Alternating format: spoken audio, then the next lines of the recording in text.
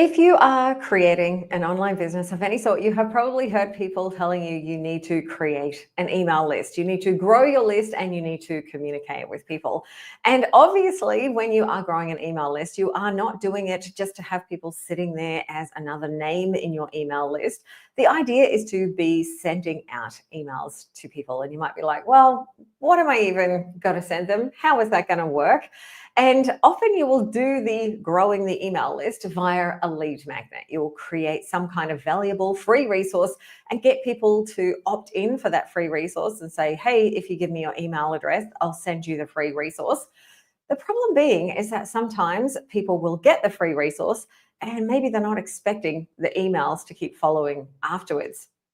When you start an email newsletter as an actual product, what you're doing is you're getting people to opt in for you to send them emails. And it's a totally different type of relationship.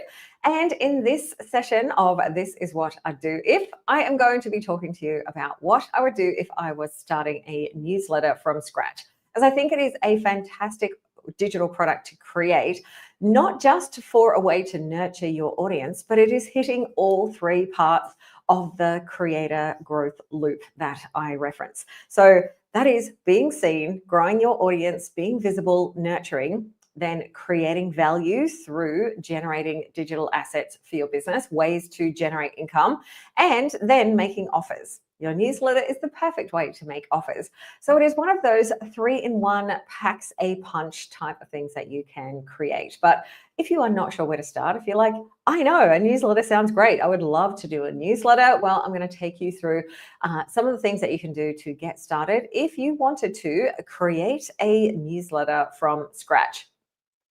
So firstly, having a newsletter can actually replace the need for a lead magnet.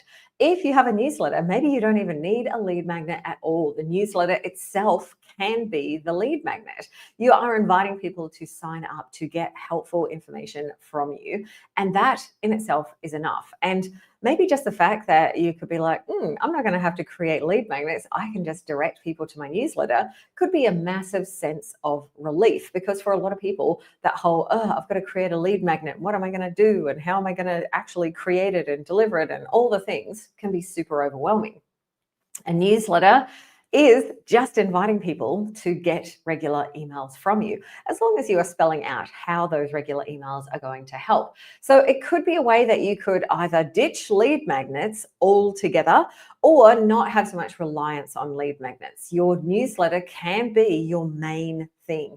And maybe you'll give some bonus if someone subscribes to your newsletter, but for a lot of people, they're able to grow their email list and their newsletter list just through the actual newsletter itself without having to rely on lead magnets.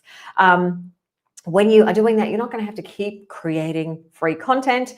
People are going to expect those emails to arrive because they've signed up to get emails, not to get a PDF, and then they happen to get emails afterwards. And it can help set those expectations. You are setting the expectation, hey, every week or twice a month or whatever it is, I'm going to be sending this newsletter out. It's also going to help build visibility, because when you are doing an email newsletter in ways that we might have done it in the past, essentially you're sending emails to everyone who has signed up onto your email list. You'll send out an email broadcast and it will go to people on that list. If someone was not subscribed to your newsletter list at the time that you sent out that newsletter, that piece of content could be gone. It could be you spent hours working on it and it was really, really awesome, but only the people who were subscribed to your list at that time even had the potential to see it. And generally, open rates for email are around 30 to 40%. So if you have 1,000 people on your list, maybe 300 to 400 people have actually even opened up that email, let alone read the whole thing. When you create a newsletter product, and I'm talking about creating an actual newsletter product in Kajabi or using something like Substack or Beehive, one of those actual newsletter platforms, as well as sending the email out to everyone who is subscribed to it, it will also essentially create a blog post, a piece of content on your site that can be SEO optimized and can attract people via search in future. You'll have a page on your website where people can direct. If you have a particularly helpful newsletter, other people could be like, oh, I read this great newsletter, go and have a look. And it kind of creates that cycle where you are turning the content that you're creating into having more than one thing. It's not just an email, it is living on in another format. And that other format can continue to bring people into your world. If that newsletter got shared or it was showing up in Google, people could find that newsletter without even knowing who you were, be like, hey, this is really cool. Notice that there is a subscribe option on there, and then they may subscribe to your newsletter list through finding that in a different way. And that, I think, is super powerful, especially when you are getting started. I do remember the frustrations when my email list was at 30 people and 50 people and 100 people. It feels like you're putting so much work into crafting these emails that you're sending out. And it's kind of almost like shouting into the void. You're like, how many people are even going to see this? Like, I'm doing the work to create it, but is it just getting lost? When you have a newsletter and when you're creating that SEO optimized piece of content out of the newsletter automatically, that is a fantastic way to make your work work harder for you without you having to work harder. And it will also have a way to share your awesomeness with the world and not just to the people who have subscribed to your email list. Now, with your actual newsletter itself, you might be like, all right, well, I get it. Newsletters are cool. I'm all in. I want to do a newsletter instead of just sending emails to my list, an actual kind of structured newsletter format type of newsletter. So how do I actually do that? Like, what would the format be? And this is the beautiful thing, is that you get to decide. There are so many different types of formats. And what I would suggest is something that feels good for you. It might be a structured format where you have, some things that, a cool bit of information, like an essay or a topic that you want to write about, some cool links that you've seen recently, like some cool, sharing cool things that you've seen. It could have a link back to, a product that you want to talk about of yours that you sell that week. It could just be a straight up sharing what happened in your world this week. It could be a news summary of things that are going on in your industry. The format options are pretty much limitless, which is very, very cool. You're not locked into one format, and you can kind of experiment and play around with it. And one of the things that I would suggest is perhaps go and find some newsletters in your industry or even in other industries, and pay attention to what people are doing, where they are different formats, and see if you can find a format that you really like. I would definitely suggest something where you can include links to helpful resources, because that will encourage people to click onto the links. Maybe it can be a summary like, oh my God, I saw this thing, it was so cool this week. And it can be a little bit teasy. You don't always need to include the whole information in your newsletter. Some people go down that path and they'll do like a summary. One of the shortest newsletters I have seen is like basically 5 sentences, and it's just 5 links to 5 cool things that they saw in the copywriting world this week. So there's so many different structures. You can tell stories, you can share information, you can do summaries, you can link out to other things. It's kind of like an open book. One of the newsletters that I have is Kajabi Quick Tips, so I share a Kajabi Quick Tip. It's, like I said, open, unlimited format. Follow some other people, see the kinds of things that you like look at the formats. I got a newsletter the other day and I hated it. I didn't like it. It was too long. It felt like it was sharing stuff. It was almost like a newspaper type of format. Some people might love that. For me, I was like, unsubscribe. I'm not really into that. So, do play around and get something that you like, and then look at how your audience responds.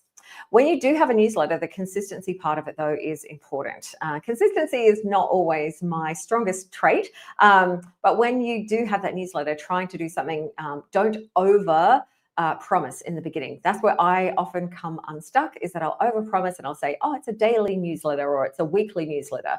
And I'm just not able to keep up that cadence. So it doesn't really matter whether it's daily, weekly, Monday and Friday, every 2 weeks, even maybe every month. It's just more that you try to keep that consistent so that people expect it, and it's there's not too long of a gap. Generally, anytime you sort of get over 2 weeks between emails, it will be a little bit harder to sort of maintain that sense of familiarity and contact with people on your email list. So, if possible, up to every 2 weeks, but even if it was just once a fortnight, that is 26 pieces of content, search potential optimized content that you are creating every year that will live on long past the newsletter. And it's 26 opportunities that you have to connect with your audience, share something helpful, invite them to buy something from you potentially. So even just doing it, if you're like, oh, but it's not enough, start there. You can always change it and make it weekly or another cadence, but try not to overcommit to doing something that's going to be hard to maintain in the long term. Now, the really, really helpful thing about newsletters is it doesn't just have to be about information. Sometimes we get caught up in the whole give, and then maybe like sell a little bit. Newsletters can allow you to combine everything together. You can share something really, really helpful, and you can have a section of your newsletter that always sells.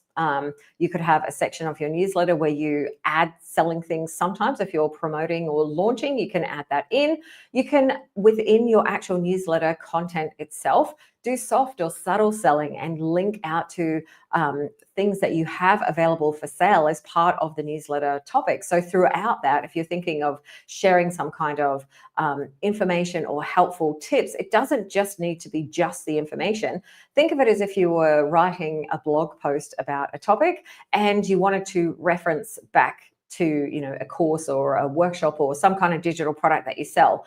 You could do a whole blurb in the middle saying, by the way, I've got this, thing, and sort of make it a very obvious sell. Or you can just simply hyperlink some things where you're just subtly referencing it. So it's less, like buy this thing, and more just that you're having it available for people who are curious as they are reading through the resource. And that can be a really nice way to balance it. Like I said, there could be a section of your newsletter. If you're doing, each newsletter has specific sections where you either have a sponsor and you could sponsor yourself, or you can just simply have like that section at the bottom where you're like, oh, by the way, I'm doing a free webinar this week, or this product is available for sale. It's only available until Friday. Whatever the case is, like you can still sell in your newsletters. You don't have to make it just about delivering value. Doing those kind of natural links, that subtle type of selling can be a way to really balance it, and it makes it feel like you're still delivering value and you're also making offers, and those are two very important things.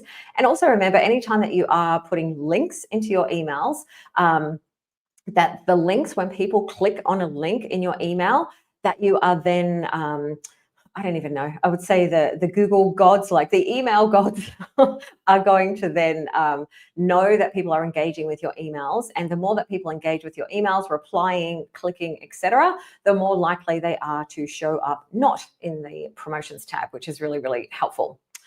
Now, newsletters are a fantastic early business product, because if you're starting from ground zero in this creator space, you might be like, well, I don't even have anything to offer that is paid yet. And newsletters, you can certainly make them a paid product from day one if you want to. You could start as a free product that then moves into having a free and a paid tier in future, or it can remain a free product, but you're creating it with the purpose of making it a bit of a sales engine. You could do a couple of things with that. You could add sponsorships when you get to a certain point and actually sell like essentially advertising space in your newsletter, so you can generate revenue from doing that. You could also straight up have that part of your newsletter, like maybe it's that you break it into sort of two sections. Free members get a certain amount of content and paid members get additional content. Maybe they get more episodes, exclusive like newsletters. Potentially the free one could be that it's more like a teaser, and then you can say, hey, paying members can unlock the full article. There's lots of different ways that you can structure that, but a newsletter doesn't just have to be some free emails that are going out. You can actually structure this to be a fantastic paid value digital asset in your business that is able to generate income. There is a fantastic website. I will link it in the comments afterwards and in the description, called Growth in Reverse. And the entire business and website and case studies that site shares, that Chanel from Growth in Reverse is sharing is all about how people are growing their newsletters and monetizing them. And she talks about the different ways, because that's the thing. There is so many different ways that you can monetize, right from directly monetizing your newsletter, sponsorships, and actually having paid and free tiers, or just even paid tiers, through to using your newsletter as a way to sell other digital products and coaching and things like that that you have as part of your business. So if you're like, all right, this sounds cool, I want to learn about some strategies for growing my newsletter and, more importantly, monetizing, Growth in Reverse is fantastic. I'm also going to put a link into a series that she's running right now, which is 30 days of growth tips. So it's just an email that's being sent out every day, nice and helpful. So if you'd like to sign up for that, might give you some ideas. So within your selling and monetizing potentially your newsletter, the options that you have for where you can actually host your newsletter, if you are running Kajabi, I love being able to keep everything in one place. Every time I put things in other systems, it feels like it's just making extra headache and more systems to manage, more things to log in, etc. Kajabi has a newsletter product. It came out last year. There are a couple of limitations to it that I do hope are going to be changed, but they have already made a lot of changes and improved. And I personally would recommend the Kajabi newsletter product if you're already using Kajabi. It's fantastic to keep it in together. And it actually is going to create like a whole separate page and area for your newsletter. You're going to be able to get subscribers on your list to sign up already. And it's a fantastic place to host it without having to pay for additional software. There are specific newsletter tools, which, you know, if you're going to make the newsletter your main thing, could possibly be an option, such as Beehive and Substack. But, you know, it's a case of figuring out, do I want to just have one software, or do I want to have things spread across different places? And then are you sending emails from one system and newsletter from another different system? Sometimes I've seen situations where people have their newsletter on one system, then they're using maybe ConvertKit for emails and Kajabi for their courses. So they've got emails coming from 3 different places. I personally feel like as you grow, that can be really hard to manage, specifically around things like unsubscribes. So I'm a big fan of keeping things in one system and keeping it simple. And I really like the Kajabi newsletter feature. If you want to know more about that, please comment, and I can direct you to some training or tutorials available to learn more about how to actually get it set up and all the steps. The next thing is, though, how do you actually get people to sign up for your newsletter? It's great that you can create it. It's great that it has potential to monetize in so many different ways. But when you are literally just going, all right, I need people on my email list, and maybe even like yesterday, I talked about starting Kajabi from scratch and having just that newsletter as one of the potentially first things that you could do. If you do nothing else, you need to get people on your email list. And maybe you could start with just a newsletter. But when you got 0 people signed up to your newsletter, it can be like, oh, this is no fun to be doing this work every week, even though, you know, you are still creating that asset that can live on beyond that. The main thing I would focus on when you have got that sign up for your newsletter is, don't just have something like, sign up for my newsletter, I'll send it out once a week. That's not really going to be enticing. Most people don't go, oh, I want another email in my inbox every week. Make sure you really highlight on the benefit to them. How is this going to help them? What is it going to enable someone to do? So instead of just like, sign up to my newsletter, it could be, you know, get 3 ideas for social media in your inbox every week. Something that is going to be a tangible benefit. Focus on the outcome for the customer, not just on the fact that it is a newsletter. So play around with the copy around that subscription and make sure that you're highlighting the what's in it for them. Don't make it about your newsletter, make it about the benefit to them that they will experience by getting your newsletter, to encourage people to sign up for it. And sometimes it can take a bit of, you know, back and forth and ideas and different ways to actually sort of highlight those benefits. But yeah, where possible, try and make sure that it's not just about the newsletter itself, like not just subscribe to the newsletter, It's, focusing on what the newsletter is about and how it's going to help them. But to get to that point, you've got to have like a reasonably strong topic. It can't just be a newsletter about business. Actually sort of working out who the audience is, which will be your ideal audience for your business. And trying to make sure that the topic and the content is something that's going to be relatable and that they actually want to learn about is important to the strategy as well. So have your newsletter have like a topic, a theme, a goal, not just a newsletter for kind of email sake. Like with an actual newsletter product, think about it as a product itself. Think about how you can deliver value and how you can present that to your audience. So it's not just about getting emails, it's what you are going to actually deliver. And yeah, like some reframes other than join my newsletter. You could say something like get a fresh wellness tip every week to boost your energy. Weekly money moves to build your freedom fund. So instead of like get my weekly newsletter about how to get more money, you're really sort of focusing on the outcome. Creative inspiration to spark your next big idea straight to your inbox. Have people think, oh yeah, I want that. Like that sounds cool.